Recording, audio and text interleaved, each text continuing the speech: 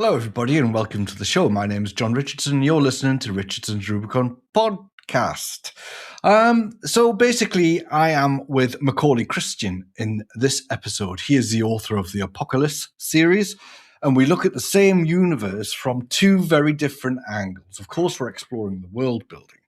So first, we talk about Holindrian and the human revolution. It's a prequel, and it's grounded, political, and intimate. A society on Eridu can look calm on the surface, but it stays that way by restricting imagination, creativity, singing, dancing, poems, all of that sort of stuff. So we dig into what kind of control, what this kind of control does to daily life and the idea of rebellion. Then we shift to The Children of Eternity, which is his latest novel, which is out now. It came out between the initial recording of this episode and the production of it. So this opens the lens right out, actually. This is about an extragalactic signal. We're in first contact territory, and suddenly it's all duty, survival, and the terrifying scale of a universe that might have been watching for a very long time. So there's two books, one setting, and a jump from internal oppression to cosmic consequence. Let's get into it.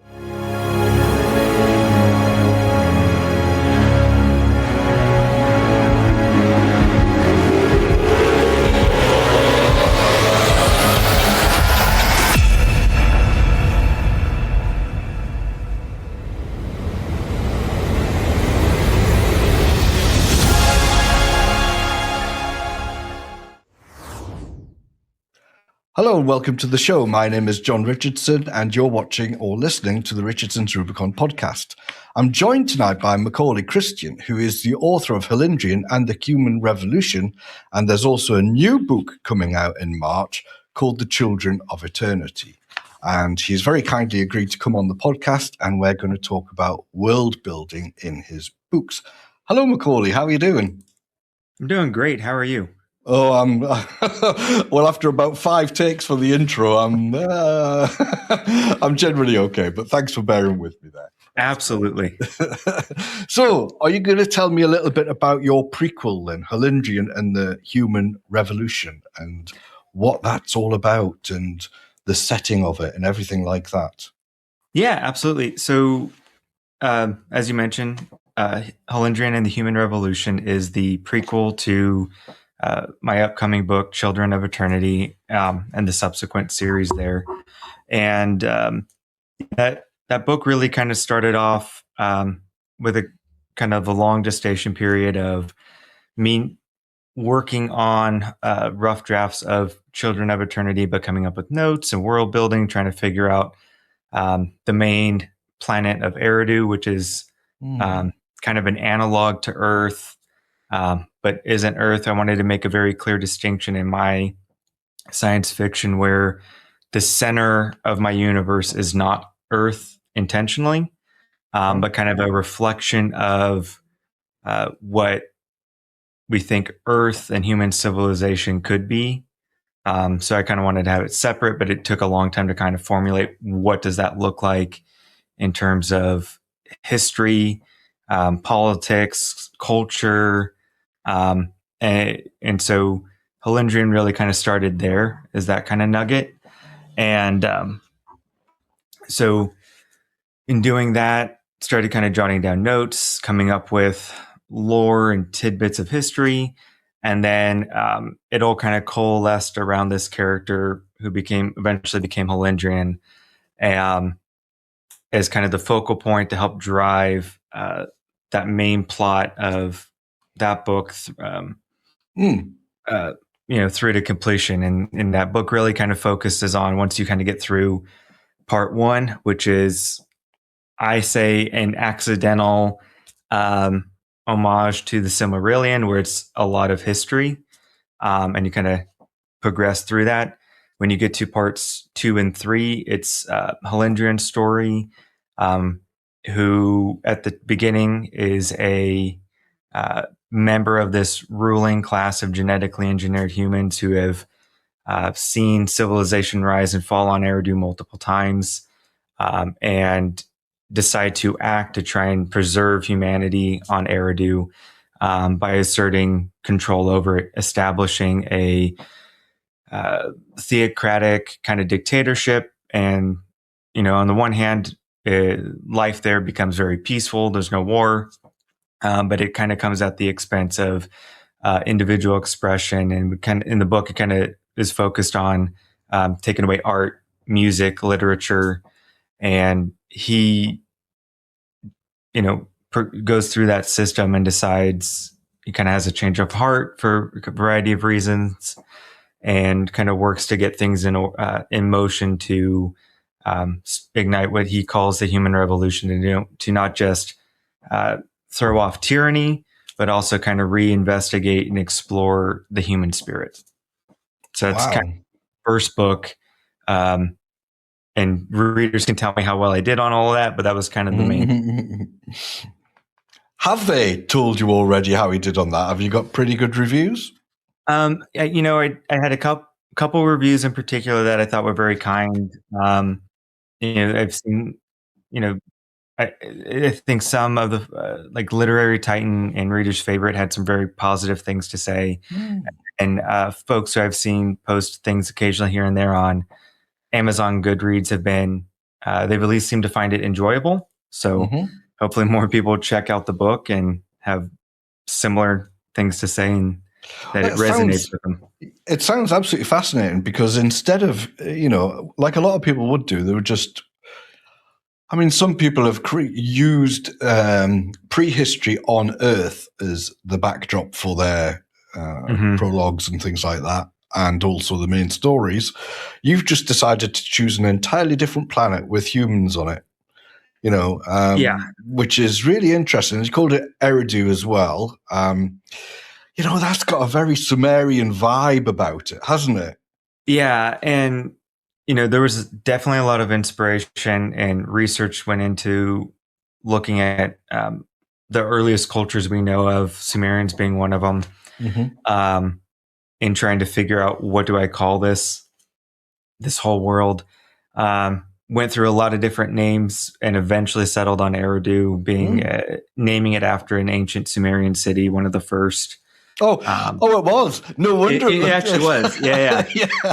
So there are some, intentional things where I've borrowed, and then, a lot of the names for characters are, especially in part one, are kind of related or borrowed from Sumerian words, or they're tweaked, or I've compounded,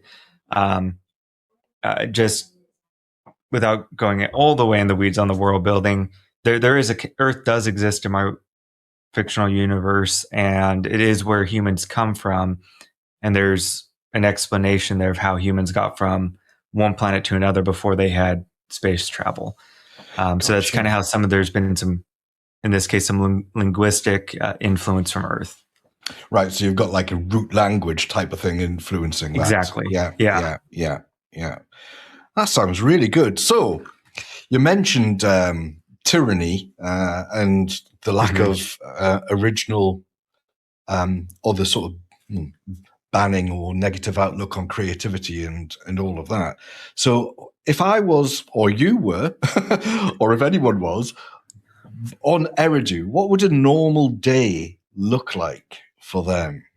Yeah, so during most of the events of Holindrian and the Human Revolution, day-to-day life on Eridu, I would say, would look very peaceful and kind of on the surface idyllic. In my head, my first thought is always, it kind of looks like life in the Shire a little bit. Right. People, smaller, close communities. Everyone has a job and a role within that community, from farming to repairing homes, hunting, all that kind of stuff, making shoes. But it's your culture and kind of the indoctrination of the system is, no one would be singing work songs. If you're out farming and doing any harvesting, there's no singing. There's not even like religious hymns. It's, we don't want you singing. We don't want you coming up with poems. We don't want you telling stories. The thought process there was, when people start having imagination, they start thinking about life outside their current system. And the whole point of this system being imposed is to prevent that. Yeah, exactly. So that the regime is trying to keep just things nice, ordered, and predictable. So people are safe and cared for, and not taking risk. Right. Okay. So that leads me on to a related question then. What happens if you sing? So the regime has, for lack of a better word, they're re-education camps. Right. Okay. So so those kind of heresy things, where you're going against the system, kind of regardless of your infraction, you go to a school to be re-educated by their priests. The more often, the more severe, the longer you're there, and the more intense your re-education is. But it's all designed to really keep people just kind of in line, doing your tasks, doing your job, and don't go outside your boundaries. Right. Okay. Is there any currency? No currency. So it's like an agrarian society based on barter then, is it? Something like that? Well, everything's kind of provided. So in a sense it's kind of barter, but it's, the regime is controlling the distribution of resources. So they'll, one community that's overproducing grain, they control the distribution to the next community over and make sure that they're getting grain, but maybe they have too much timber. And so they just keep this network. So it's not that your town is in a active, sense of commerce that you or control. I've produced too much.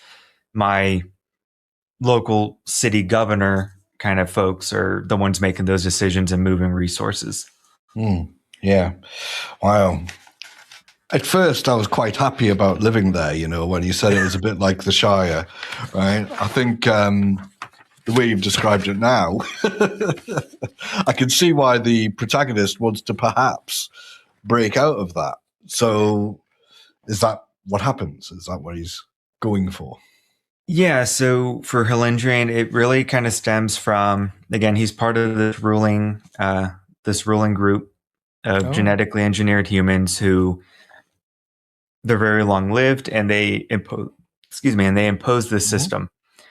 And by the time the story really picks up, he is on the expedition where they're conquering the last group of holdouts, and kind of a distant continent. They're just kind of wrapping up, and that at that point they're going to have complete domination of the planet, and they're going to clap themselves all on the back, say we've done a good job, and basically peace in our time. We've done away with this cycle of civilizations rising and falling, and mass death and chaos.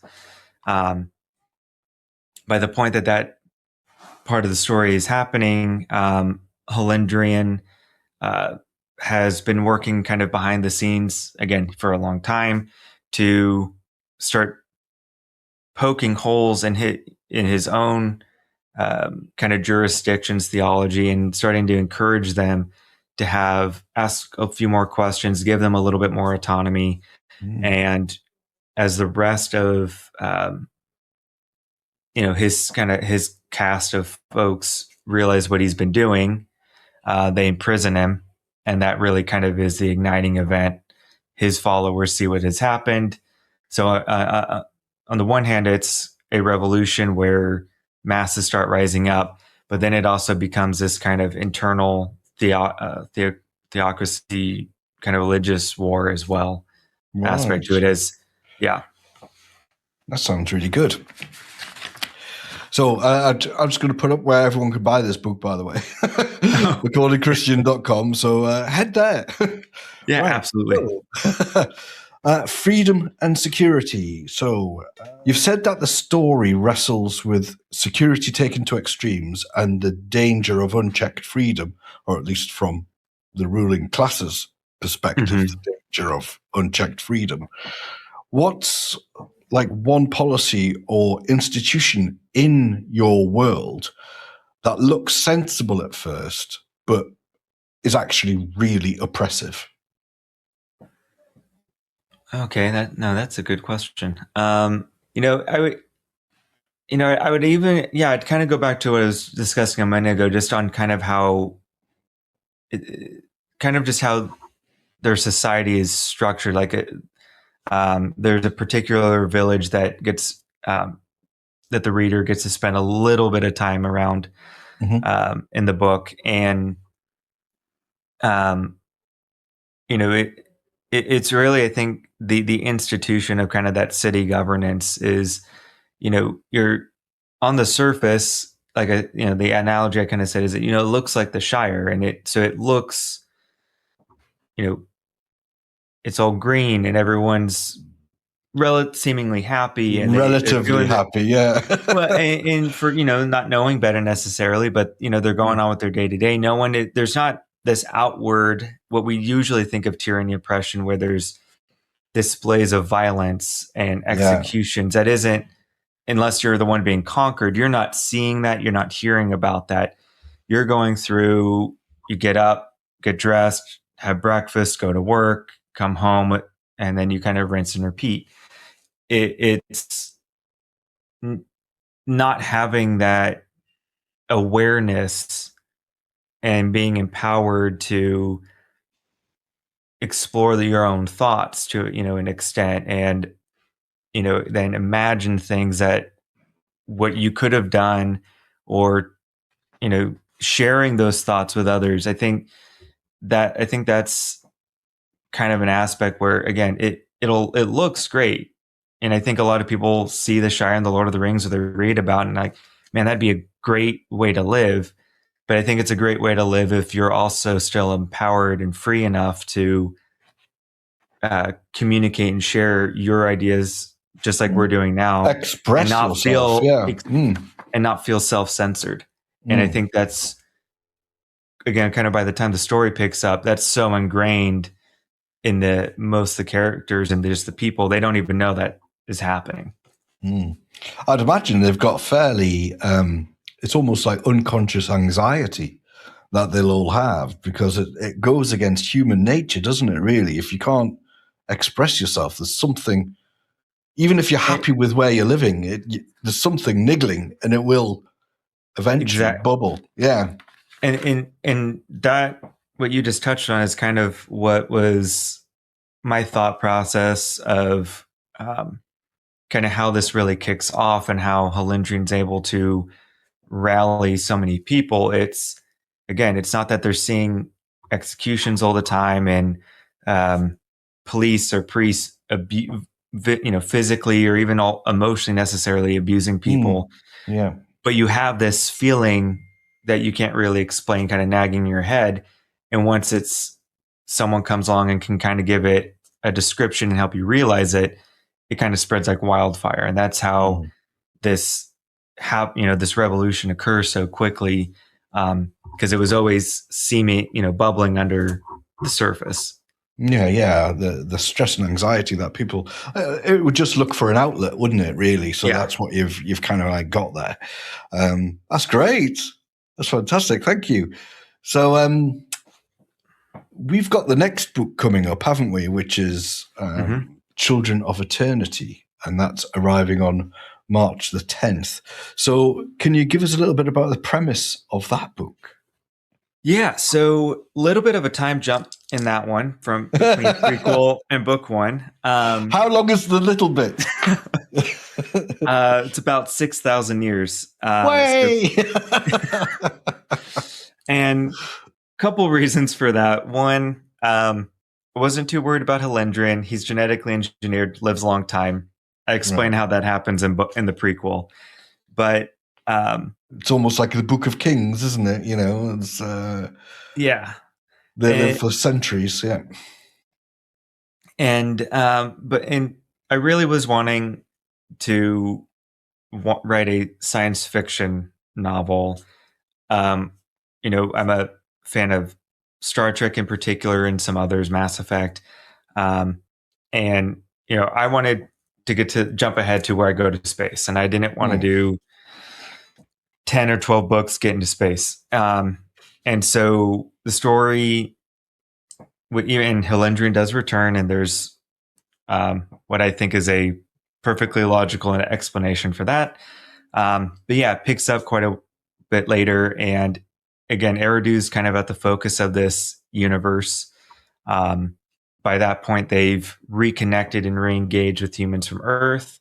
And there were some growing pains there because from Eridu's perspective, they've known about Earth.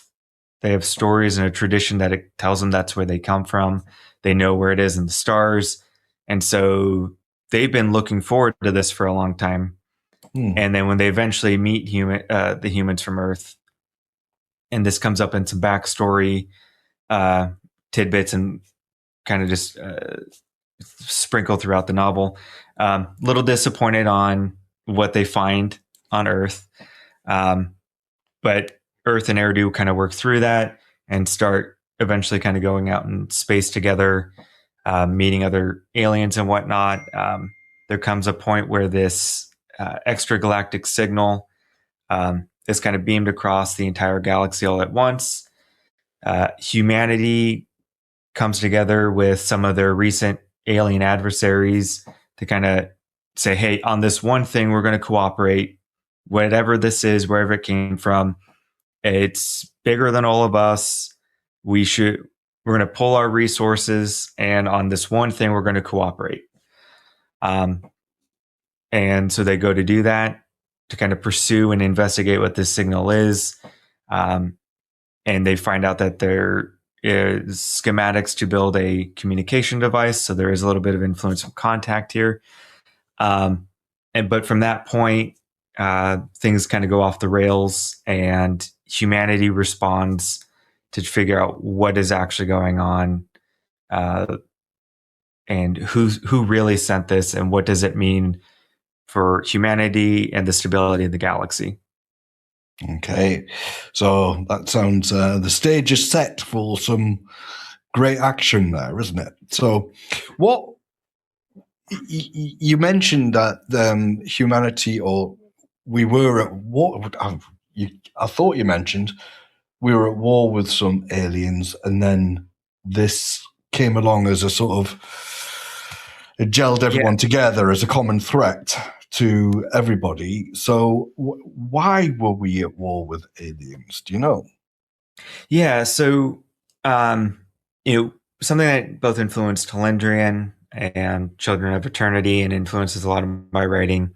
I have a background in political science. I have a background in ancient or classical history. I like reading, historical, accounts and whatnot. So that ends up influencing my writing and kind of how I go then to build worlds and build relationships.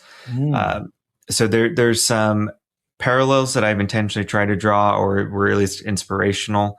So for humanity collectively, Eridu and Earth, once they worked out their issues, they did have some rocky interactions with other aliens. So there's one group of aliens that are that I've drawn some analogs from Russian history.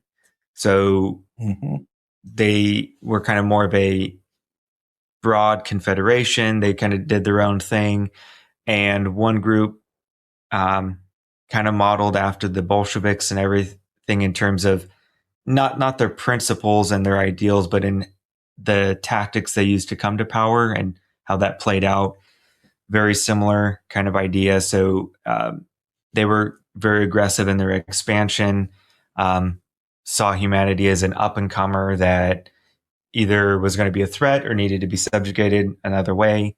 So there was conflict there, and that for humanity, that kind of functions as I drew some parallels from the American Revolution, in particular the Saratoga campaign and everything, kind of humanity on the defensive and trying to weather the storm.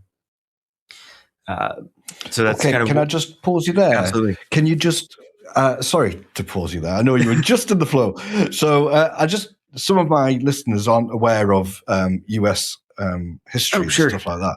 So what is the Saratoga campaign about? What does that mean?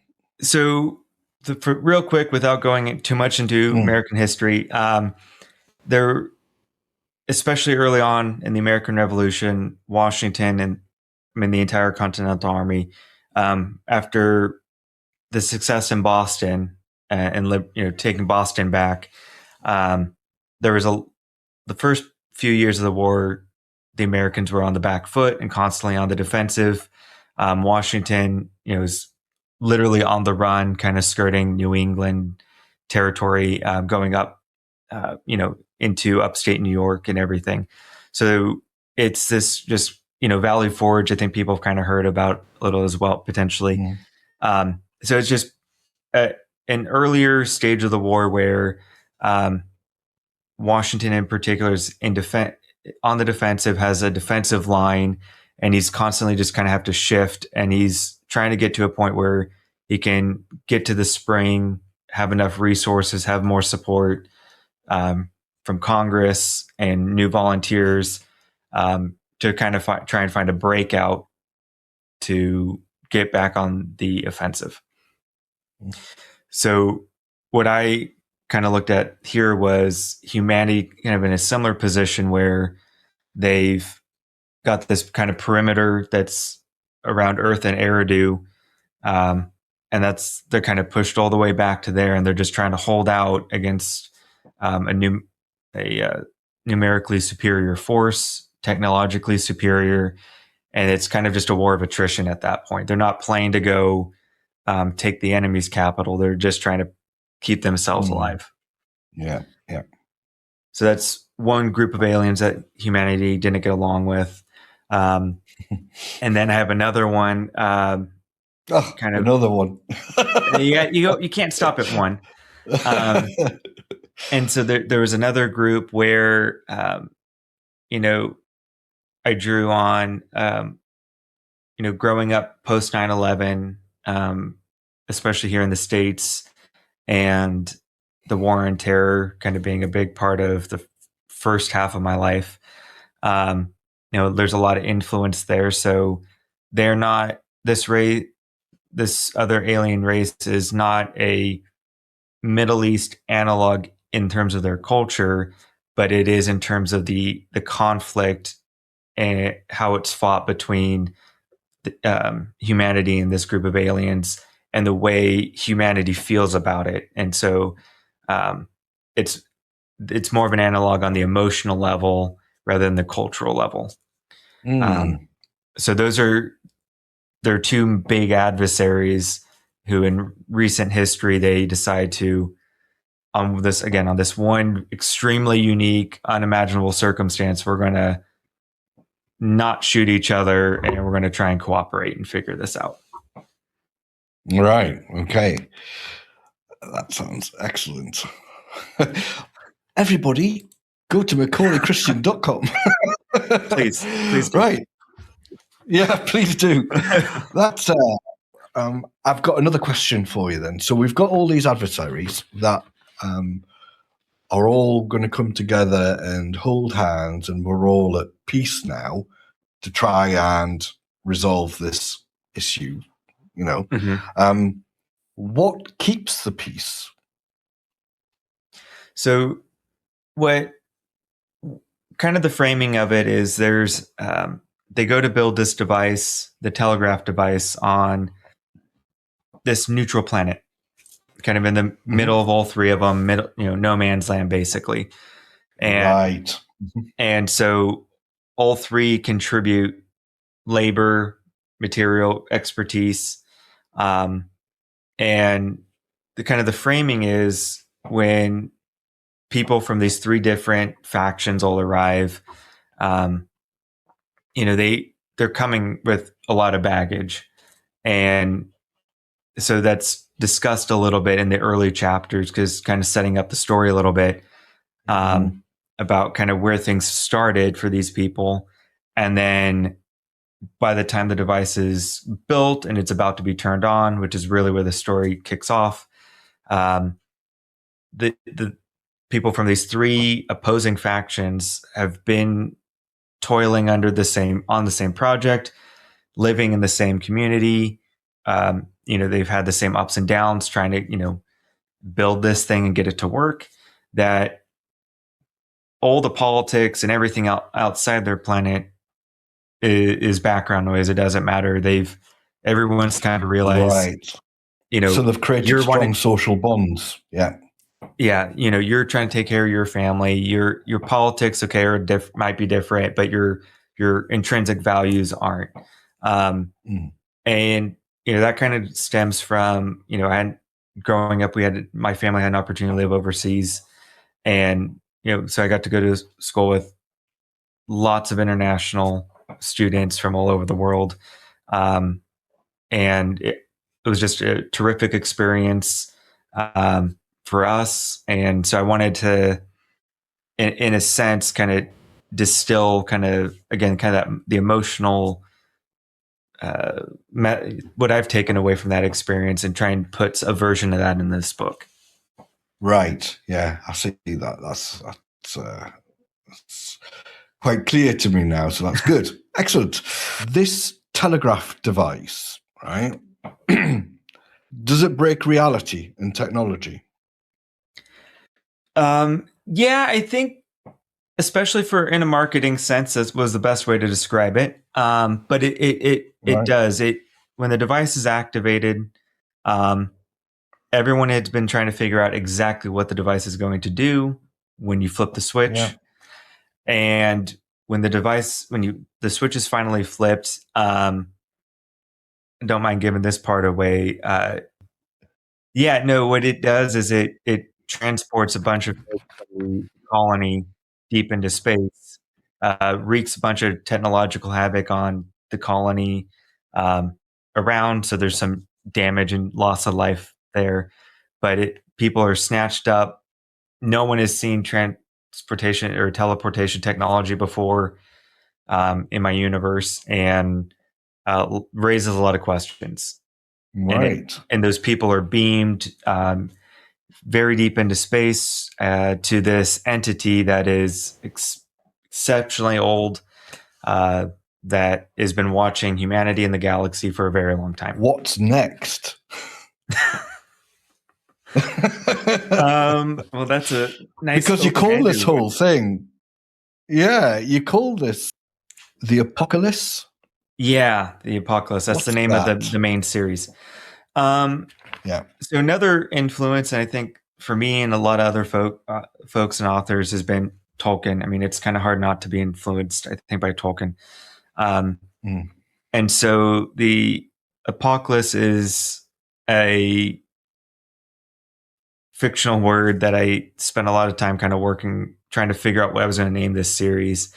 And it basically would translate to meaning future myth.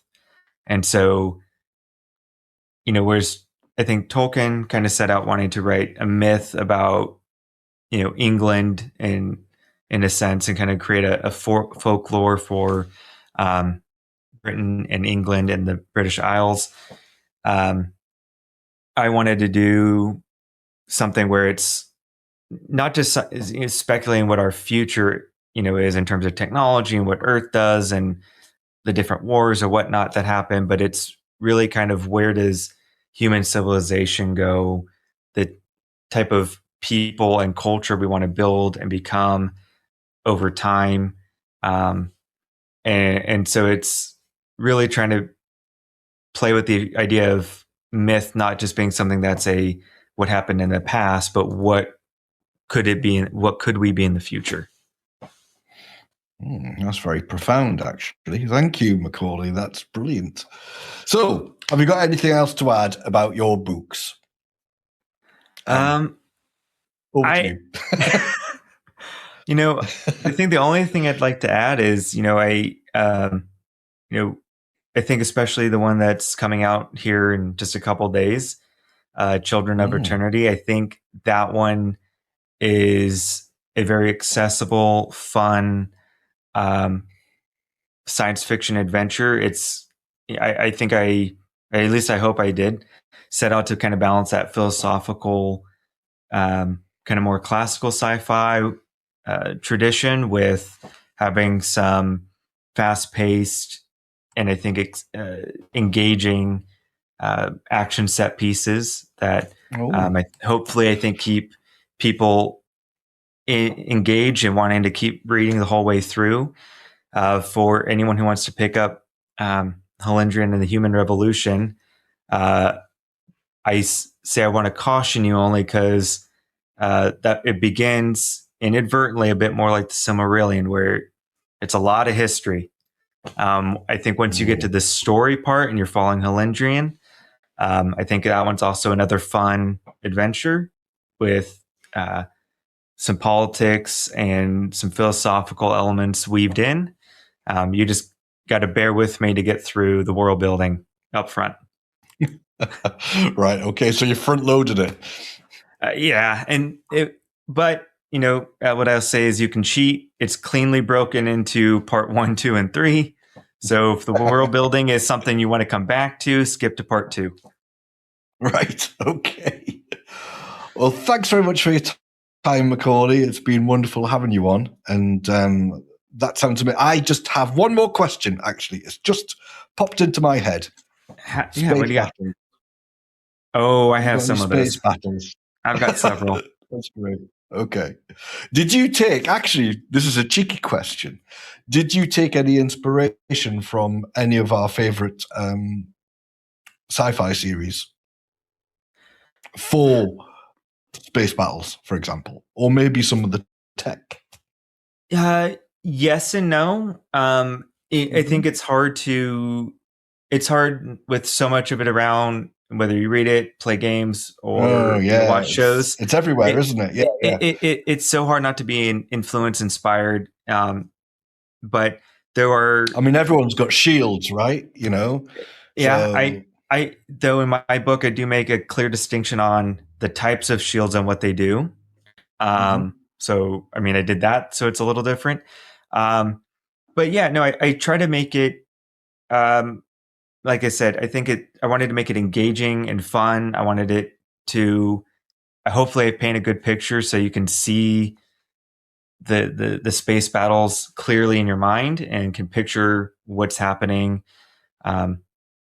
So yeah, a little bit of influence, but I think it'll be fun for folks and familiar. Brilliant. Okay. Well, thanks very much, Macaulay Christian. Thank you for coming on the show. Thanks for having me. Hello, this is the annoying bit at the end where the podcast hosts say, subscribe wherever you get your podcasts from. Well, of course you can do that, but you can also visit the website at richardsonsrubicon.com. You can subscribe from there just as easily. You can visit our forums and take part there. You can also read all of the episode show notes. There's some archive stuff as well. And if you're in the mood and you're a writer and you've made some terrible, terrible errors in the past, you can also use our anonymous confessional and let it all rip. I think that's about it. So see you next time. Don't forget richardsonsrubicon.com.